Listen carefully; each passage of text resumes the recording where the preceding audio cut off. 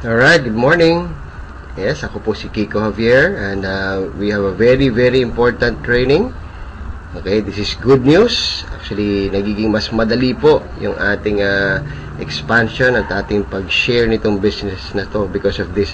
Another great feature na meron po tayo sa ating Supreme Wealth Alliance system. Ito po yung tinatawag na activation codes, no? So, yun po yung pag-aaralan natin ngayon. Paano ba gagamit ng activation code? Paano magpa-activate ng member using activation codes? Okay, so once we log in to our account, puntahan po muna natin yung e-wallet natin. Okay? Ayan. So make sure po meron tayong $55 para makabili ng activation code. So kung titignan nyo po rito sa account ko, meron pa akong balance sa $295 at pwede ako makabili ng 5 activation codes, no? So ganito lang po kasimple yan. I-click nyo lang po ito sa transaction type. Pag-click nyo, piliin nyo po itong sa baba, purchase activation codes, then isulat dyan kung ilang activation codes yung bibili nyo. Okay, so and if you click submit, ito po ang lalabas. Actually, kanina po when I was trying, nakabili na po ako ng isa, no? Yan mismo ang lalabas. One activation code, $55, no? So, after that, asa na activation code? Pumunta po tayo dito. Activation codes. Click lang po yan. Ayun, nakalagay po dyan yung security pin at yung user ID. Take note of this ID and pin. Ito po yung papagamit natin dun sa incoming member. Okay, yung bagong papasok, kailangan ibigay nyo po itong dalawang batch of numbers na to. Okay, so mag-example po tayo actual. Alright, so meron po tayo sa sign up.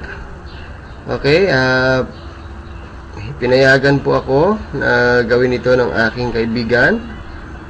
Isa-sign up po natin yung kanyang prospect. Napapasok na po, ano?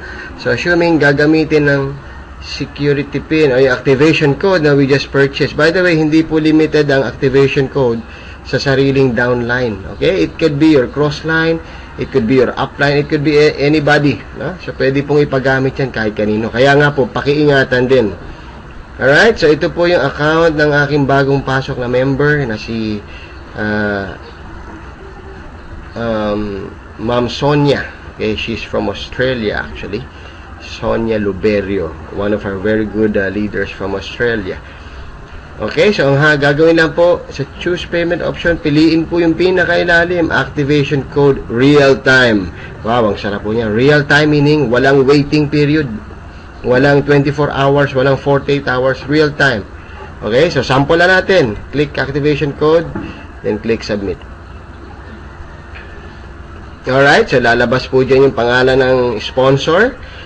Okay, of course, si Sonia Luberio. Then, ilagay na po natin yung username ng ating bagong member na papasok. So, gusto ko po actual na sample. Makita nyo po, ano? Okay, ano po yung pangalan? Maria Taylor. She's also from Australia.